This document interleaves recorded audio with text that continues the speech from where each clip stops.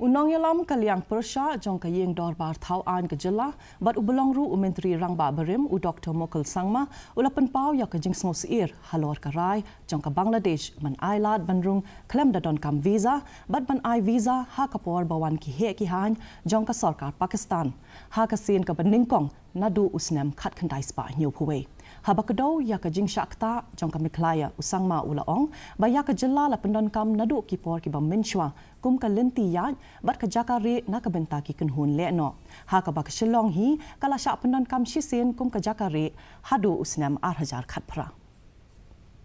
Meghalaya has been used as a corridor. It has happened.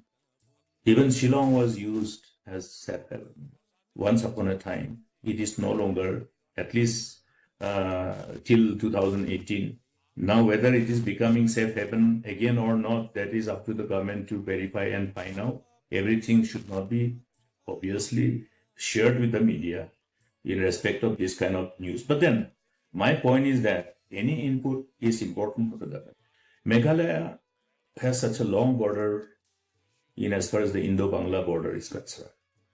And at the same time, we were privileged to have a friendly government in Bangladesh for a reasonable period of time.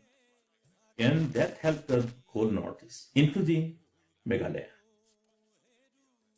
Ka Jingdawa man palait no ya katulap